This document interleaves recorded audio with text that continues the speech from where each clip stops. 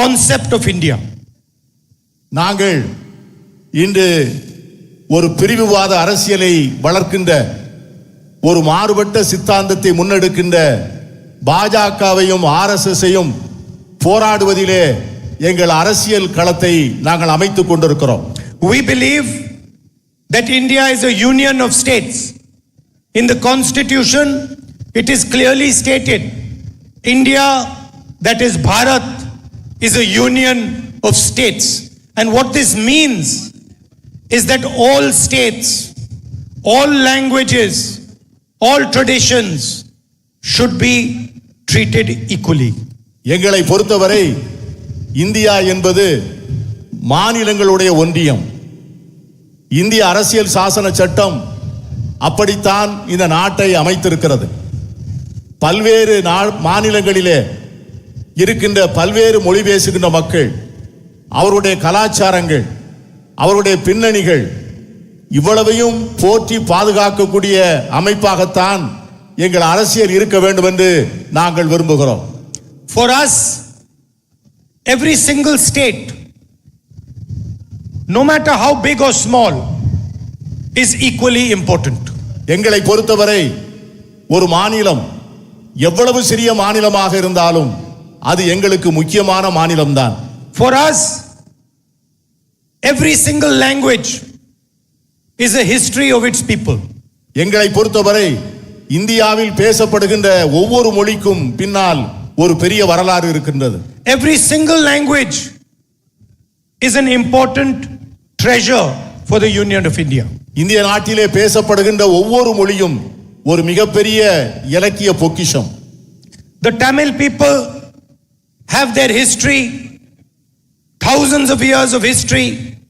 They have their language. In the same way, the people of Punjab, the people of Uttar Pradesh, the people of the northeastern states, people of Karnataka, people of Maharashtra have their own language, their own history, their own tradition. Tamil மொழிக்கு பல்லாயிரக்கணக்கான ஆண்டுகால வரலாறு உண்டு. தமிழ் மொழிக்கு இருக்கின்ற வரலாற்றைப் போலவே பஞ்சாபிலே பஞ்சாபி பேசுகின்றவர்களுக்கும், கர்நாடகாவிலே கர்நாடகம் பேசுகின்றவர்களுக்கும், அசாமிலே வடகிழக்கு மாநிலங்களிலே அந்த மாநிலத்து மொழிகளை பேசுகின்றவர்களுக்கும், உத்தரப்பிரதேசத்தில் இருக்கின்றவர்கள் அந்த மொழிகளை பேசுகின்றவர்களுக்கும் ஒவ்வொரு மொழிக்கும் ஒரு பெரிய வரலாறு உண்டு, ஒரு பெரிய கலாச்சாரம் உண்டு, ஒரு பெரிய பண்பாடு உண்டு. And for us, language, culture, tradition is not to be attacked. எங்களை பொறுத்தவரை அந்த தனிப்பட்ட மொழியினுடைய பண்பாடோ கலாச்சாரமோ அவர்களுடைய உரிமைகளோ அது முழுமையாக பாதுகாக்கப்பட வேண்டுமே ஒழிய அது யாராலும் சிதைக்கப்பட்டு விடக்கூடாது. We believe that every state of India should have its own voice, should have its own representation, and the people of each state should run the state. எங்களை பொறுத்தவரை இந்தியாவில் இருக்கின்ற ஒவ்வொரு மாநிலமும் அந்த மாநிலத்தை சார்ந்தவர்களால் ஆளப்பட வேண்டும், அந்த மாநிலத்தை சார்ந்தவர்களால் நிர்வகிக்கப்பட வேண்டும். ஒவ்வொரு மாநிலத்தினுடைய குரலும் பத்திரமாக பாதுகாக்கப்பட்டு அந்த குரல் மதிக்கப்பட வேண்டும். The BJP does not think like this. ஆனால் பாஜக அப்படி நினைப்பதல்ல. The BJP believes that one tradition, one language, one history should overcome all other traditions, languages and histories. ஆனால் இந்த பாஜக ஒரே நாடு, ஒரே மொழி, ஒரே வரலாறு என்று எல்லாவற்றையும் ஒற்றை அரசியலுக்குள்ளே அடக்க நினைக்கிறது. And this is what the fight is about. இதுதான் எங்களுக்கும் அவர்களுக்கும் இருக்கின்ற கள யுத்தம். We want Tamil Nadu to be run by the people of Tamil Nadu. The men and women of Tamil Nadu should decide its future. எங்களை பொறுத்தவரை தமிழ்நாடு தமிழ்நாட்டில் இருந்து தமிழர்களால் ஆளப்பட வேண்டும். தமிழகத்தை சார்ந்த ஆண்களும் பெண்களும் தான் இந்த தமிழகத்தினுடைய நிர்வாகத்தை நிர்ணயிக்க வேண்டும் என்பதுதான் எங்களுடைய நிலைப்பாடு. Just like every single state in India has the right to decide its future. அதைப் போல இந்தியாவில் இருக்கின்ற ஒவ்வொரு மாநிலத்திற்கும் அந்த உரிமை இருக்கிறது. அந்த மாநிலத்தை சார்ந்தவர்கள் தான் அந்த மாநில நிர்வாகத்தை நடத்த வேண்டும். And the constitution clearly states this. நம்முடைய அரசியல் சாசன சட்டம் அதைத்தான் சொல்லுகிறது, அந்த உரிமைகளைத்தான் பாதுகாக்கிறது. The BJP does not accept what the constitution states. ஆனால் அரசியல் சாசன சட்டம் சொல்லுவதை பாஜக ஏற்றுக்கொள்வதில்லை. The BJP wants to weaken the hold of different states. பாஜக இந்த மாநிலத்திற்கு இடையே இருக்கின்ற கூட்டாட்சி தத்துவத்தை பலவீனமாக்க நினைக்கிறது. It wants to rule Tamil Nadu from Delhi. அது டெல்லியிலே இருந்து கொண்டு தமிழகத்தை ஆள நினைக்கிறது. And we want Tamil Nadu to be ruled from Tamil Nadu. ஆனால் நாங்கள் தமிழ்நாட்டிலிருந்து தான் ஆள வேண்டும் என்பதிலே உறுதியாக இருக்கிறோம். Look at what they have done to Manipur. மணிப்பூரில் அவர்கள் என்ன செய்தார்கள் என்று பாருங்கள். A peaceful state. மிக அமைதியான ஒரு மாநிலம். They set fire to it. Hundreds of people died. There is a civil war still carrying on in Manipur. அமைதியாக இருந்த மணிப்பூரில் தீயை பற்ற வைத்து மணிப்பூர் முழுவதும் கொழுந்து விட்டு எரிகிறது. ஆயிரக்கணக்கான மக்கள் இறந்து போனார்கள். சமூக அமைதி இழந்து அந்த மணிப்பூர் மாநிலம் இன்று சின்னாபின்னமாக காட்சியளிக்கிறது என்று சொன்னால் அதற்கு பாஜக தான் காரணம். Wherever they can, they try to capture power and run the state from Delhi. எங்கெல்லாம் வாய்ப்பு இருக்கிறதோ அங்கெல்லாம் அதிகாரத்தை கைப்பற்றி கொண்டு மீண்டும் பிறகு டெல்லியிலிருந்து அந்த பகுதியை ஆள நினைக்கிறார்கள். Now they do not have the courage to say this to the people of Tamil Nadu directly. ஆனால் இதை தமிழ் மக்களிடம் நேரடியாக சொல்வதற்கு அவர்களுக்கு தைரியம் இல்லை. So what have they done? They have captured one of the glorious political parties of Tamil Nadu. அதற்காக அவர்கள் என்ன செய்தார்கள் என்று சொன்னால் ஒரு பெரிய வரலாற்றை உடைய ஒரு இயக்கத்தை அவர்கள் இப்பொழுது கைவசப்படுத்தி இருக்கிறார்கள். The AIDMK played a historic role in Tamil Nadu's progress. அனைத்து இந்திய அண்ணா திராவிட முன்னேற்ற கழகம் தமிழ்நாட்டினுடைய வளர்ச்சியிலே ஒரு மிகப்பெரிய பங்காற்றி இருக்கிறது என்பதை நான் மறுக்கவில்லை. There were leaders in the AIDMK who truly represented the people of Tamil Nadu. அனைத்து இந்திய அண்ணா திராவிட முன்னேற்ற கழகத்திலே தமிழகத்தை உண்மையாகவே பிரதிபலித்த தலைவர்கள் இருந்தார்கள் ஒரு காலத்தில். But today the AIDMK is a hollow shell. ஆனால் இன்று இருக்கின்ற அண்ணா திராவிட முன்னேற்ற கழகம் என்பது ஒரு வெற்று கூடாக மாறி போயிருக்கிறது. It has now become the instrument of the BJP to enter Tamil Nadu. தற்போது அதிமுக பிஜேபி தமிழகத்துக்கு நுழைவதற்கான கருவியாக மாறி போயிருக்கிறது. The leadership of the AIDMK has surrendered to the BJP because of their corruption. Anna Dravida Munnetra கழகத்தினுடைய இன்றைய தலைவர்கள் ஊழலில் திளைத்த காரணத்தினால் இன்று மோடி அரசிடம் முழுமையாக சரணாகதி அடைந்திருக்கிறார்கள். And the RSS is planning, is trying to rule Tamil Nadu by proxy.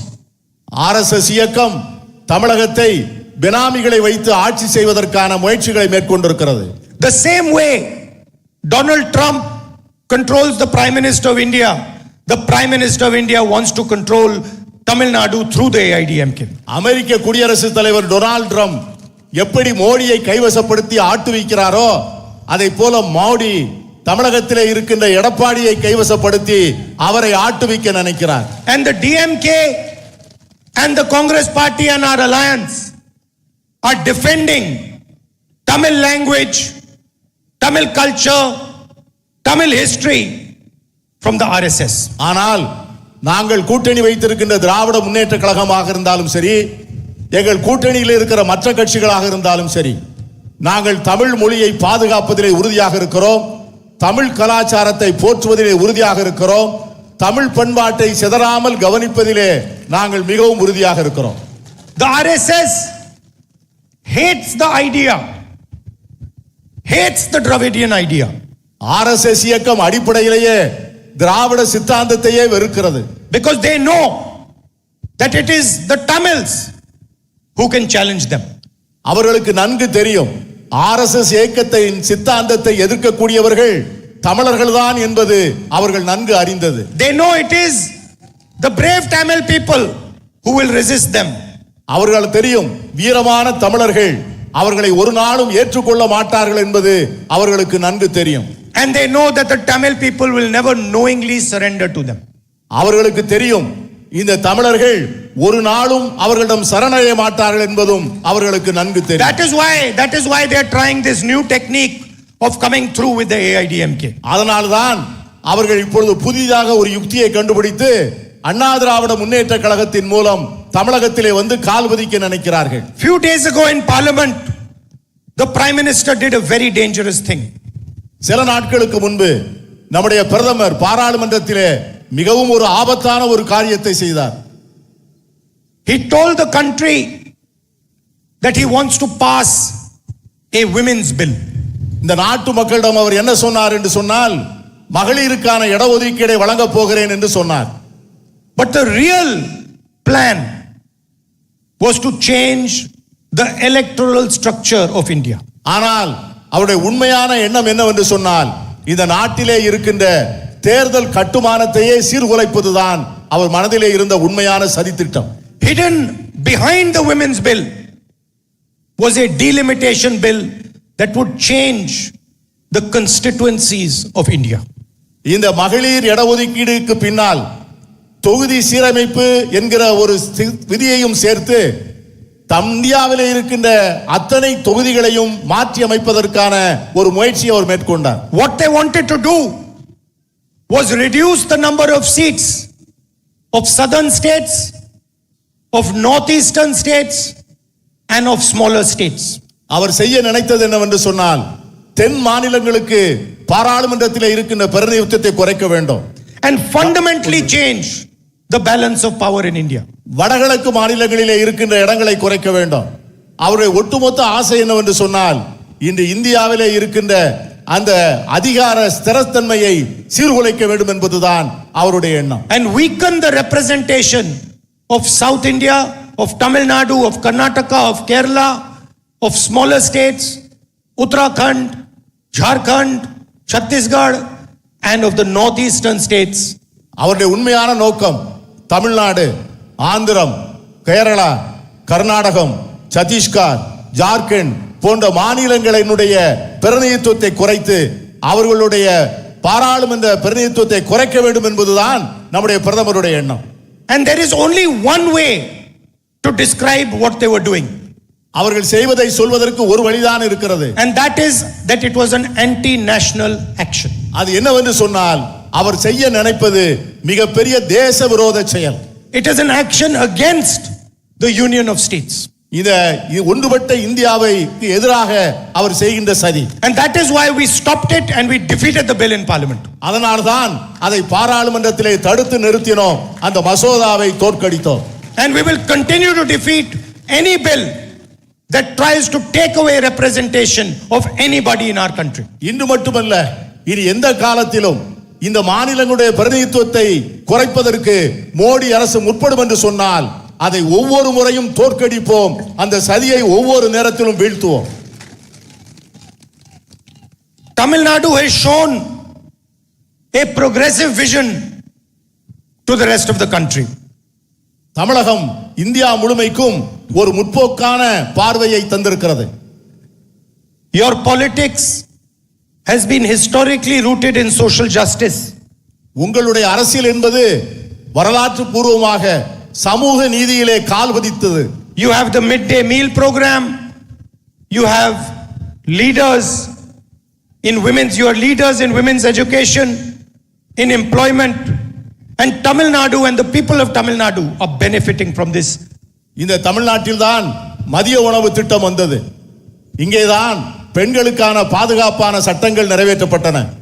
இங்கேதான் பல்வேறு முன்னேற்றத்தை தருகின்ற பல சட்டங்கள் தமிழகத்திலே தான் முதலாக நிறைவேற்றப்பட்டன. And I am happy to say that the DMK, our alliance, and Mr. Stalin are continuing down this path.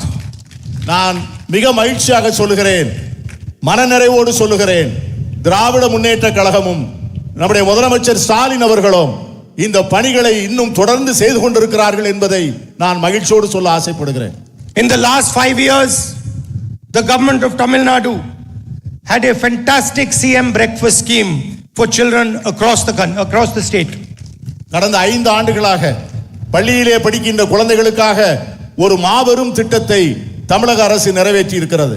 And also gave rupees 1,000 to women across the state, to 1.31 crore women across the state. தமிழகத்தில் இருக்கின்ற 1,31,00,000 மகளிருக்கு மாதம் 1000 ரூபாய் வழங்குகிற அற்புதமான திட்டத்தை அவர் தொடர்ந்து நிறைவேற்றி வருகிறார்.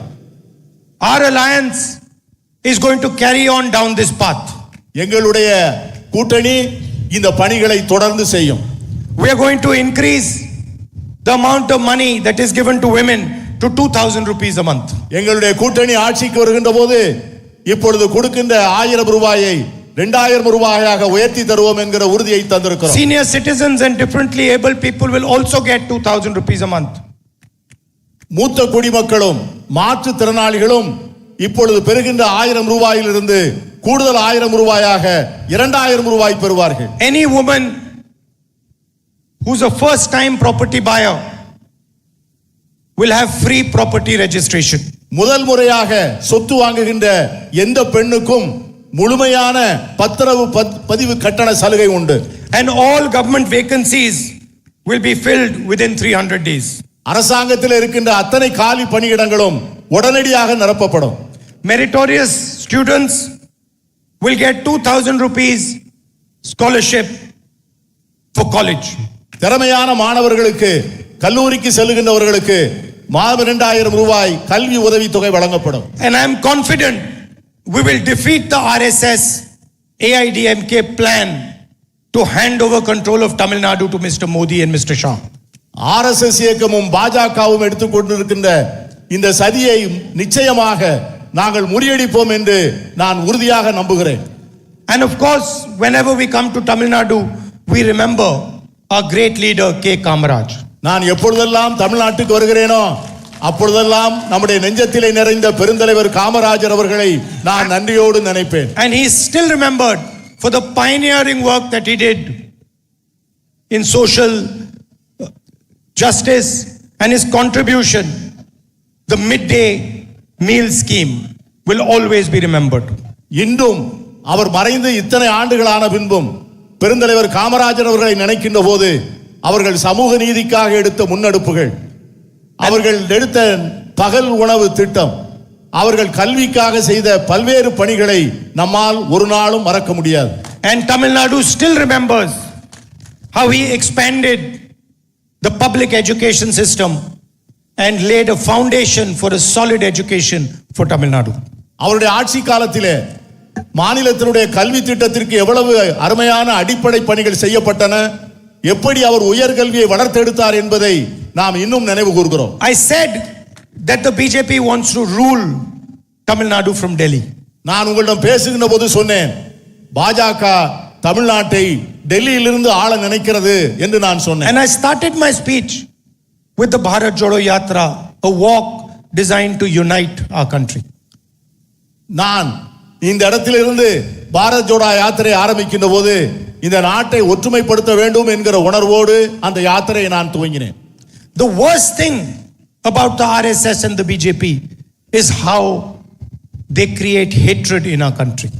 RSS இயக்கத்தில் பாஜக இயக்கத்தினுடைய கொள்கையினுடைய மோசமான விளைவுகள் என்னவென்று சொன்னால் இந்த நாட்டு மக்கள் மத்தியிலே வெறுப்பு விதைகளை விதைத்து அவர்களை எப்படி பிளவுபடுத்துவது என்பது. How they shatter the harmony of our country. நாட்டிலே இருக்கின்ற ஒற்றுமையை நல்லிணக்கத்தை உருக்குலைக்க நினைக்கின்ற கொடும் செயல் அது. How they attack minorities throughout our country. நம் நாட்டிலே இருக்கின்ற சிறுபான்மையினரை இந்தியா முழுவதும் அவர்கள் தாக்குகிறார்கள், சிதைக்க நினைக்கிறார்கள். For the first time in our history, in our modern history, minorities feel uncomfortable, feel scared living in this country. நம்முடைய வரலாற்றில் முதல் முறையாக சிறுபான்மை மக்கள் தாங்கள் பாதுகாப்பில்லாத ஒரு வாழ்க்கை வாழ்கிறோமோ என்கிற அச்ச உணர்வை பெற்றிருக்கிறார்கள். Whether you're a Christian or a Muslim or a Sikh or a Adivasi, you are attacked, vilified and violence is carried out against you. நீங்கள் கிறிஸ்தவராக இருக்கலாம், இஸ்லாமியராக இருக்கலாம், சீக்கியராக இருக்கலாம், பழங்குடி வகுப்பினராக இருக்கலாம். ஆனால் உங்களை எல்லாம் தேடி தேடி உங்களுடைய உரிமைகளை பறித்து உங்கள் மேலே வன்முறையை ஏவிவிட்டு இந்த நாட்டில் வெறுப்பு விதைகளை வளர்க்க நினைக்கிறார்கள் அவர்கள். Sisters are attacked in Chhattisgarh. An entire state has been burnt and people are made to feel scared to live in India. Chhattisgarh மாநிலத்திலே கன்னியாஸ்திரிகளை அவர்களை கொடுமைப்படுத்தி அவர்கள் மீது வன்முறை ஏவிவிட்டு அந்த மாநிலத்தில் முழுவதும் பதற்றத்தை விதைத்திருக்கிறார்கள் இந்த கொடியவர்கள். And that is the single biggest reason that the BJP and the RSS have to be defeated in this country. அந்த ஒரு காரணத்திற்காகவே இந்த RSS-ஐயும் பாஜகவையும் தோற்கடிக்க வேண்டும். This country is not a hateful country. This country is a country of love and affection. It has always been a country of love and affection. இந்த நாட்டில் ஒரு நாளும் வெறுப்பு அரசியலை ஏற்றுக்கொண்டதில்லை. இந்த நாடு அன்பால் நிறைந்த நாடு. இந்த நாடு மனித நேயத்தால் நிறைந்த நாடு. இந்த நாடு ஒற்றுமை உணர்வால் நிறைந்த நாடு. இந்த சித்தாந்தத்தை தான் நாம் பாதுகாக்க வேண்டும். And the fight really is between the BJP ideology and the Congress ideology at the national level. இந்த தேசிய அளவிலே நடக்கிற அரசியல் களம் என்னவென்று சொன்னால் பாஜகவினுடைய தத்துவத்திற்கும் காங்கிரசினுடைய தத்துவத்திற்குமான அரசியல் யுத்த போராட்டம் தான். And the BJP knows that in the end it is the Congress ideology that is going to defeat them. BJP சார்ந்தவர்களுக்கு நிச்சயமாக தெரியும் இறுதியிலே காங்கிரஸ் கட்சியினுடைய தத்துவம் தான் வெற்றி பெறும் என்பதை அவர்கள் முழுமையாக அறிந்திருக்கிறார். They know it. அவர்களுக்கு தெரியும். And the Prime Minister does not sleep at night because he knows that in the end the Congress party is going to defeat him. பிரதம மந்திரி நன்றாக அறிவார். அவர் மனது அறியும். இறுதியிலே வெற்றி பெறப் போவது காங்கிரஸ் தான் என்பதை நம்முடைய பிரதமரே அறிவார். I'd like to thank all of you for coming here in this heat. It is always an honor and a pleasure for me to come to this great land. இந்த கொடிய வெயிலிலே நீங்கள் எனக்காக இங்கே வந்திருப்பதை பார்த்து நான் உள்ளபடியே நான் நெகிழ்ந்து போகிறேன். உங்களை பார்க்கின்ற போதெல்லாம் நான் மகிழ்ச்சி அடைகிறேன். உங்களை பார்க்கும் போதெல்லாம் நான் சந்தோஷப்படுகின்றேன். உங்கள் அன்புக்கு நான் நன்றியுடையவனாக இருக்கிறேன். Every Tamil person knows that we have a special relationship between myself and the Tamil people. தமிழ்நாட்டில் இருக்கின்ற ஒவ்வொரு தமிழனுக்கும் தெரியும் எனக்கும் தமிழர்களுக்கும் உள்ள தனிப்பட்ட உறவை தமிழ்நாட்டில் இருக்கின்ற அத்தனை தமிழர்களும் அறிவார்கள். And this relationship goes beyond politics. அது அரசியலுக்கு அப்பாற்பட்ட உறவு. This is a relationship of trust, of love and affection. இந்த உறவுக்கு அடிப்படை நாம் ஒருவருக்கொருவர் வைத்திருக்கின்ற மரியாதை, நாம் ஒருவர் மேல் ஒருவர் கொண்டிருக்கின்ற அன்பு, நாம் ஒருவர் மேல் கொண்டிருக்கின்ற பாசம், புரிதல். And you have shared this relationship with my grandmother, with my father. நீங்கள் என்னுடைய பாட்டி அன்னை இந்திரா காந்தி மீது உங்கள் பாசத்தை கொட்டினீர்கள். என் தந்தை ராஜீவ் காந்தி மீது பாசத்தை கொட்டினீர்கள். இப்பொழுது என் மீது பாசத்தை கொட்டுகிறீர்கள். And it is something that I value. இதை நான் ஒவ்வொரு நாளும் என் மனதில் வைத்து அதை மதிப்பிட்டு ஒவ்வொரு நாளும் அந்த அன்பை போற்றி வருகிறேன். How the Tamil people feel, whether they are happy or not, these are fundamental things for me. நான் தமிழக மக்களுக்கு சொல்வேன், அரசியல் என்பது அடுத்து வருவது. ஆனால் உங்கள் மேல் நான் வைத்திருக்கிற அன்பு என் அடிப்படையான அன்பு, அது மாறாத அன்பு, என் நெஞ்சில் நிறைந்த அன்பு. And I want you to know that I might not have been born in this state, but I will defend Tamil language, Tamil culture, Tamil history, Tamil tradition till I am alive. நான் தமிழனாய் பிறக்கவில்லை என்பது உண்மைதான். ஆனால் என் வாழ்நாள் முழுவதும் தமிழ் மொழியை, தமிழ் கலாச்சாரத்தை, தமிழ் பண்பாட்டை பாதுகாத்து தீர்வேன் என்கிற உறுதிமொழியை உங்கள் அனைவருக்கும் நான் கொடுக்கிறேன். Thank you. Vanakkam. நன்றி, வணக்கம்.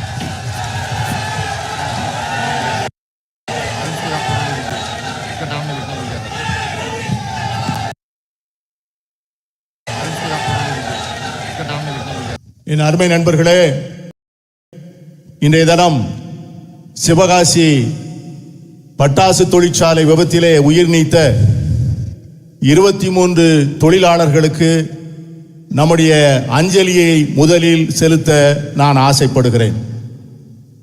Some years ago, I walked on the Bharat Jodo Yatra from Kanyakumari to Kashmir. சில ஆண்டுகளுக்கு முன்பு வரலாற்று புகழ்மிக்க எனது பாரத் ஜோடா யாத்திரையை காஷ்மீரிலிருந்து துவங்கி கன்னியாகுமரியிலிருந்து துவங்கி காஷ்மீரிலே முடித்தேன். And the idea of the yatra was to unite the country. That's why it was called Bharat Jodo Yatra, and send the message in the country that the country was made up of different ideas, different languages, different traditions, different histories, different religions, and all of them had to stand united in harmony and in love and affection. என்னுடைய யாத்திரையினுடைய முக்கிய நோக்கம் நாடு முழுவதும் மக்கள் மத்தியிலே ஒற்றுமையை விதைப்பது என்பதுதான். இந்த நாடில் பல்வேறு மதங்கள், பல்வேறு மொழிகள், பல்வேறு வரலாறுகள், பல்வேறு பண்பாடுகள், பல்வேறு கலாச்சாரங்கள் இருந்தாலும் கூட இத்தனை மக்களையும் ஒருங்கிணைத்து ஒற்றுமைப்படுத்தி அவர்களை ஒருதாய் மக்களாக வாழ வைக்க வேண்டும் என்பதுதான் அந்த யாத்திரையினுடைய முக்கியமான நோக்கமாக இருந்தது. We are fighting an ideological battle with the BJP and the RSS, who believe in a fundamentally different concept of India. நாங்கள் இன்று ஒரு பிரிவுவாத அரசியலை வளர்க்கின்ற ஒரு மாறுபட்ட சித்தாந்தத்தை முன்னெடுக்கின்ற பாஜகவையும் RSSஐயும் போராடுவதிலே எங்கள் அரசியல் களத்தை நாங்கள் அமைத்துக் கொண்டிருக்கிறோம். We believe that India is a union of states. In the constitution, it is clearly stated, India, that is Bharat, is a union of states. And what this means is that all states, all languages, all traditions should be treated equally. எங்களை பொறுத்தவரை India என்பது மாநிலங்களுடைய ஒன்றியம். இந்திய அரசியல் சாசன சட்டம் அப்படித்தான் இந்த நாட்டை அமைத்திருக்கிறது. பல்வேறு மாநிலங்களிலே இருக்கின்ற பல்வேறு மொழி பேசுகின்ற மக்கள், அவருடைய கலாச்சாரங்கள், அவருடைய பின்னணிகள் இவ்வளவையும் போற்றி பாதுகாக்கக்கூடிய அமைப்பாகத்தான் எங்கள் அரசியல் இருக்க வேண்டும் என்று நாங்கள் விரும்புகிறோம். For us, every single state, no matter how big or small, is equally important. எங்களை பொறுத்தவரை